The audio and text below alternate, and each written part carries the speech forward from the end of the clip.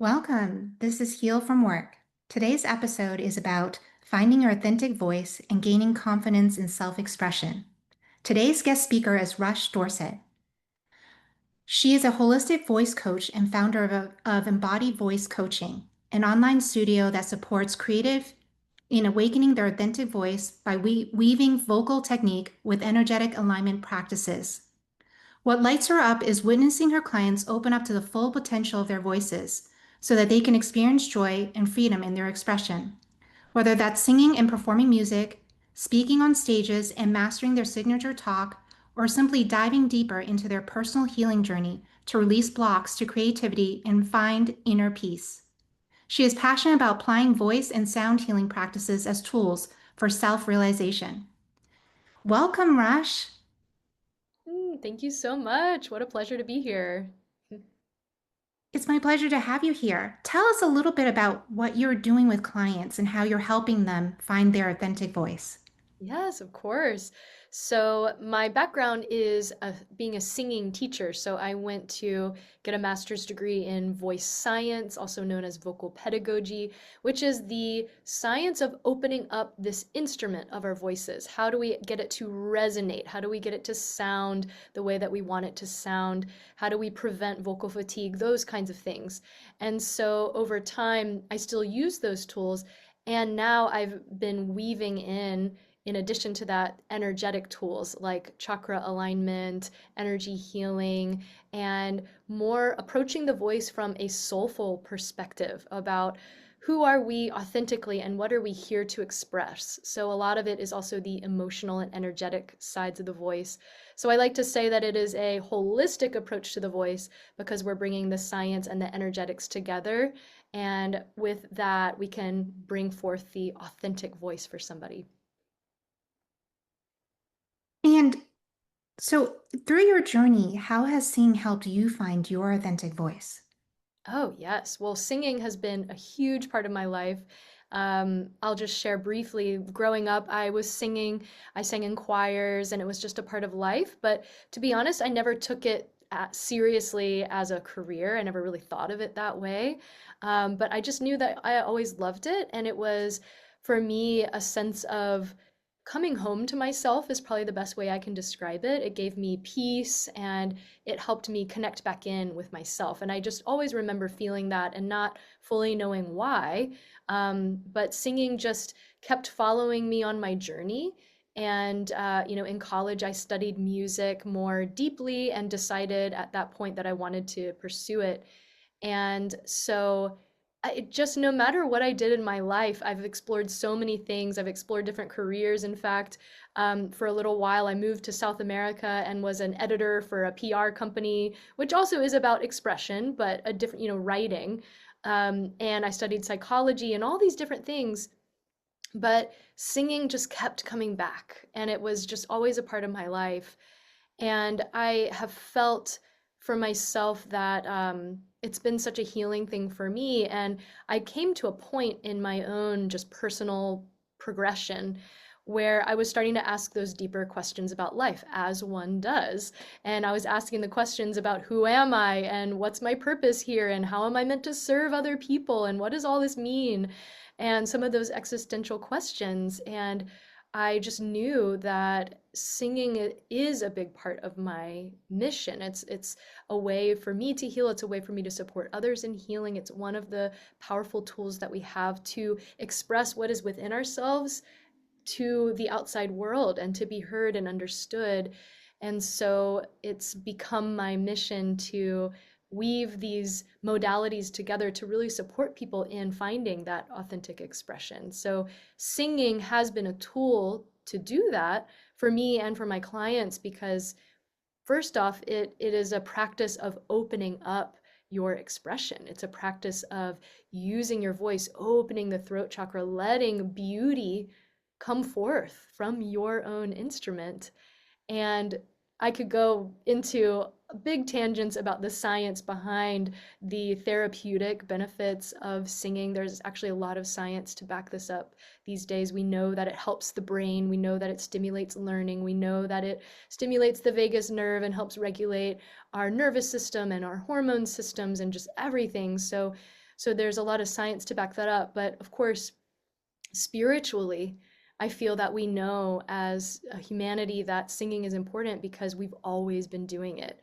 Since the dawn of time, humans have been singing together, and I feel that it is a part of our fabric that we are longing to reclaim as a part of our lives. And finally, what I'll share is that with when we're singing, we are we're teaching ourselves to express what is within to other people, and it's a skill that you can actually improve over time, and it's very joyful. It helps to, really wake you up. So lots of reasons why singing is a powerful tool for self-realization. And in my journey, I've used singing as a way to get myself out of my shell. There's been times at work where I was afraid to express my thoughts and opinions in fear of judgment, criticism, or entering into a disagreement with someone. Yeah. And for a very long time, I tried to find my own authentic voice to not only express that in my personal life, but in my work life. I remember singing in the privacy of my own home and how much joy it gave me to just sing and just to express words and feel free to express myself in a very different way. It Mhm. it was a time where I was looking for a safe container to express myself. Mhm. How does your practice and your service help people who may be experiencing the same things have a safe container to express themselves? Great question. Well, I find that in our day-to-day modern life that many of us are living, it's we don't have very many spaces to just make sounds, right? I mean, we use our voices most days. We talk on the phone, we talk to clients, we use our voices if we're teachers or healers or in any profession. However, there's something about singing that just gets the fullness of your sound, your full resonance to become activated. And there's something about hearing the fullness of your voice and experiencing that vibration through your whole body that is so cathartic, and it's so healing because we know that sound literally moves matter. Sound moves energy through our body, and we're made up of mostly water, and we're made up of bones, and our bones resonate from sound waves, right? So our whole body is resonating and vibrating when we are singing. And so there's something different about singing and speaking. They're very related, but I personally find as a voice coach that the way that we're singing translates into the way that we speak and in the way that we express ourselves in all parts of life, because there's that saying, how we do one thing is how we do everything. So I tend to approach the singing voice, you can think of it as cross training for the way that you're using your voice in your life. Hmm. And it's interesting that you mentioned that because I was talking to a friend maybe a week or two ago, and Hmm. he was giving me advice because, again, I was somewhat hesitant to speak up in this new group that I was participating in. And he Hmm. told me to open up my chest and sing. Wow. And it just reminded me again of like how important your services are for people because it's really helping people find their voice on so many levels, on a spiritual, emotional, and physical level. Hmm. Singing for me has always been a source of joy when especially during times when I wasn't feeling joy and I was trying to find a reason to uplift my mood. Hmm. Yeah. You're also a modern mystery school guide, Hmm. and congratulations is a very big step. Thank you. How have you integrated, though, your singing into your practice as a guide? Wow. Well, thank you. And I am still integrating for sure. And it's a beautiful journey. What I find is that this work that we're doing of supporting people in connecting with the light, what we call the light of God, and finding that God within themselves, connecting with their own inner divinity. And so those are the tools that we share through the mystery school teachings and rituals and tools that we offer. And so I was called to be able to share those tools because I have found that with supporting people and accessing their godhood, then from that place of knowing, and not just knowing like it's an idea, but actually knowing in their cells, in their full body, in their heart, in their spirit, in their being, that they are God, then from that place, how do we want to express ourselves? Right? And so then the tool of singing comes in as a joyful, just like you were saying, it's a source of joy, it's an outlet. And that's important that we have those outlets to express our emotions and move energy and help lift our mood and lift our vibration. It's one of the tools that we can use, one of many, but I find it's a very powerful one to incorporate as a light worker. And so once somebody is really activated in their godhood, then when we start to bring in techniques of, okay, how do you literally open up your voice so that you are speaking from that place, so that you are heard from that place, so that you are received in that place, that your voice reflects your godliness. And Mm. so that's where my work is now unfolding. That's where it's evolving and going, is that direction. And I'm loving what's happening. I love my clients so much, and just witnessing in our sessions together this profound awakening of parts of themselves that they hadn't connected in with in a long time. A lot of it, in the mystery school, we talk about it's a remembrance. We're not teaching you something you don't know, you already know, but we are remembering, and we're creating a context to remember. And a lot of that is the same with singing. When we access these deep emotional layers and we process and we sound and we move energy, a lot of times that brings up emotions, or it brings up memories, or it brings up parts of ourselves that, oh my gosh, this is a whole dimension of myself that I desire to express. And now here it is. Like, I am giving myself permission to express that, and a space. I think this is the most important part of this, Diana, is the actual space to practice. So I really resonated with what you shared about your personal journey of, that moment where you had your friend share with you, like, just start singing to open up. And I think that is such an important reminder that a lot of it is about, we know how to do this, but it's having the space to practice doing it. And oftentimes, like, having the space held for us to do that, creating that safety. And so this is where we can practice, let's say we're a little bit nervous if we're about to lead a meeting or be on a stage or do a talk or something like that. A lot of this is about managing our nervous system. In that moment when the nerves come up, we start to have the practices to say, oh, okay, I know exactly how to breathe. I know exactly how to hold my posture. I know exactly how to get my voice to come out rather than it getting all like squeezed and nervous, right? I know how to get my full voice out. And so that even when I'm feeling nervous, my God self, my most powerful self, can be expressed. Um, and what's really authentic for me can be expressed. And I think that's the most important is, and I'm like right away, placing hand on my heart, because a lot of times this authenticity does really come from tapping into the heart, and it's an embodied sense of expressing from the heart rather than from the mind, from the critical mind. So that's a long-winded answer to your question of how do these things integrate together, but I find they really, really do. Yeah, and I find it very helpful to create a safe space for myself because a part of my fear of not voicing my thoughts and opinions is that I don't feel safe in doing so. I used to think that silence was a very comfortable way of avoiding conflict and rejection, but in reality, it wasn't. I never felt empowered. I never Mm, felt empowered to set my schedule or to have any input into my projects. right. And I also think like singing before a meeting just helps me relax and it makes me get out of this, like get out of my mind because sometimes I can be very serious.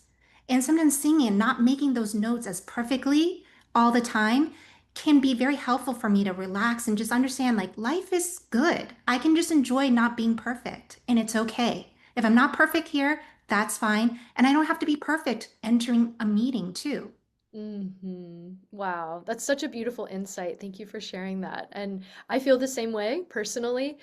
Even before this interview, I'll be honest, I was doing some of my vocalizing just to get myself, into that back into that joyful state of, you know what, this is meant to be fun. This is one of the greatest adventures we have is living life here. And so, I mean, I'll just do silly sounds sometimes to get myself to remember that. And humor is actually one of the keys that we also talk about in the mystery school. So I feel like we can apply that with our voices. For example, just going da da da da da da da da da, right? Just making up a little melody. Like right away, within a couple seconds, my whole system is shifting my vibration about stuff. So it can be that simple. Like, yes, you can go deep into the practice and practice your technique and go into the deep layers and all the things. And you can also just take this right now and, go walk around outside and just start singing a little tune. And that's your practice too. So it can be very simple.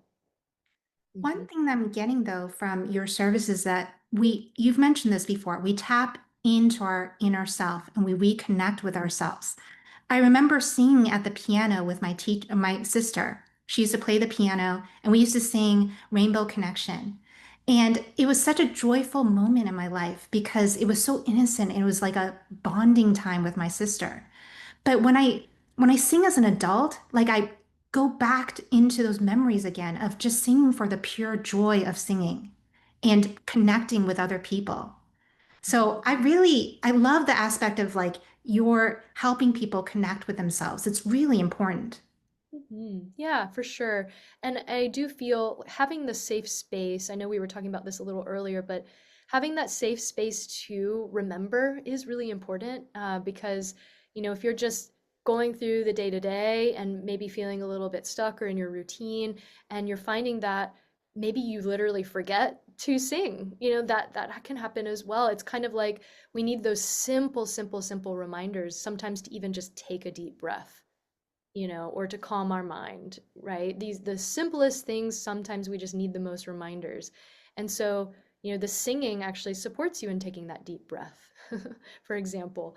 But it's just such a thing that to remind ourselves that it is important because you're connecting in with that inner child, you're connecting in with your true self, and you're being expressive and creative, and it's opening up pathways in your brain. So, just the reminder to do it, just to have it be a part of your life. I often tell my students that it's a part of self care. Really, it is. It's like a daily practice. On a day that I don't sing, I feel different than a day when I do, even if it's just for a few minutes. Mhm. Exactly. And also I'm sensing, and correct me if I'm wrong, but do clients do some clients end up liking their voice more? Because I know that a part of working the corporate culture and not speaking in meetings was because I didn't like the sound of my own voice. And it's hard to say that, but I had to really become accustomed to the sound of my own voice and be confident in it. So do your clients experience that? That's a Like great coming question. to a just another level of love or understanding of their own voice? That's such a great question. And yes, I actually do hear that from many people. Like several people share that they don't like the sound of their own voice, or they get nervous, or they hold back their voice because they're afraid of what others are going to think, or maybe they don't fully trust themselves. And so, a big part of the work that I'm doing with people is to, first of all, support them in getting to know their instrument.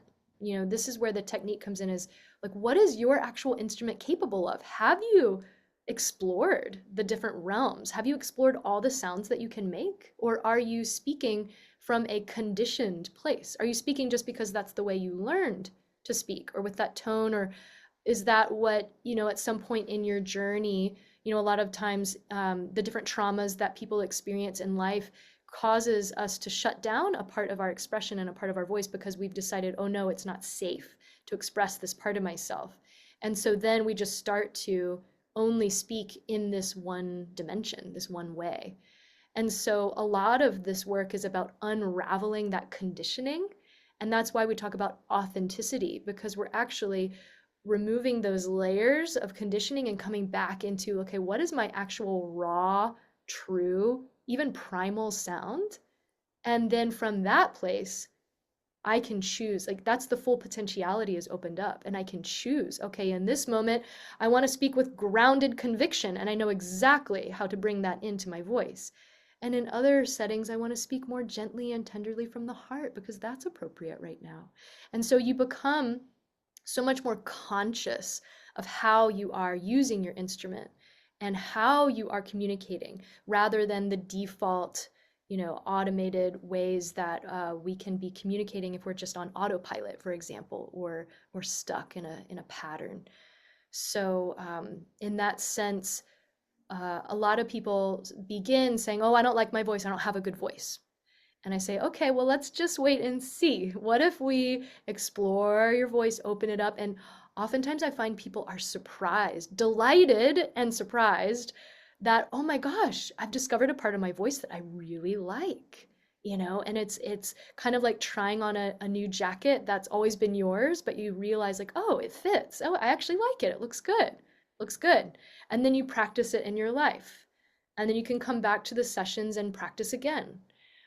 So I have many students who practice just the speaking part of things, but sometimes we use singing in order to inform their speaking. Others come in just for the singing practice because they want to be performing or just for their own joy. So yeah, I find that most people do end up falling in love with their voice, and they also fall in love with sharing their voice. So people who go from being very nervous at first, they're like, oh, I can't speak up. I don't know how to, establish boundaries. I don't know how to speak up in front of authority. I don't like the sound of my voice. Those kinds of issues that some people come in with, then they're like excited to share. They're like, oh, I can't wait to lead this meeting, or I can't wait to, step in and share what I have to say. And I will add one more thing, Diana, which is that um, sometimes I think of things as like the yin and the yang, right? So, I mean, that's a very old concept. Of course, I did not make that up. But in terms of the throat chakra, if somebody, we always look for balance, just kind of like in the mystery school, we talk about the middle pillar of being and living in your middle pillar and your balance, and knowing when to wield force and when to wield, more mercy, it's called, if we're talking in those terms. So when it comes to the throat chakra, if somebody is a little bit more yang, then that person can be over speaking or speaking just because they're nervous just to fill the space or overpowering somebody else, right? On the other hand, if somebody is a little too yin, out of balance, then they're showing up as not speaking up at all, holding back, playing small. And so both of those are out of balance. And so we seek to come into balance, which means that we create the discernment to know when it's time for me to speak my authenticity, speak my truth, and when it is time for me to listen. Because listening is actually a big aspect of the throat chakra. And when we are, I'm going to tie it all back now, because the singing practice, what that is doing is, yes, of course, we're expressing, we're being external with our voice, but also we are deeply creating listening. We're listening with our ears, we're listening to the sound, we're attuning ourselves to the subtleties of listening, and we start to listen more in a nuanced way to others as well. And we create this ability to hold space for others when they're sharing because we know what it's like. So I think that's another beautiful aspect of awakening our voices, is that it's helping us express the way we want to express, but also listen in the way that we would want to be listened to. That's incredible. Mhm. This journey of finding our own voice and using singing to do it helps us connect with ourselves and other people. And I myself Mhm. could could listen to other people better myself as well. Oh I yeah, just we all think could. that you're helping people increase their self-awareness is also important because there were many times in my past when I wasn't aware that people actually thought I was arguing with them when in reality I wasn't. And Mhm. your practice integrates energy and understanding that it's not just what you say, but it's the energy behind it too that really matters. Mhm. Absolutely. Yeah. Mhm. I love this. And I just also wanted to bring up a little bit more about initiation and modern mystery school. Yeah. It was around maybe 2 to 3 years after initiation where I found myself just not being satisfied with being silent and playing a secondary role in terms of supporting people. I wanted to take the lead, and I also wanted to trust my own voice and my own thoughts, and I wanted to share them with others. What was your experience with initiation? Oh, wow. Oh, so profound. Um, I will say I just felt so divinely guided to initiation. I find it can be helpful just to share. I mean, it's everybody's own personal journey, right? So my personal journey was that I was deeply seeking um, just deeper understanding of myself, right? So that I can live the life that I'm meant to live, so that I can live my purpose and help people, help humanity with my unique gifts. So that's those questions I was already seeking and asking those questions.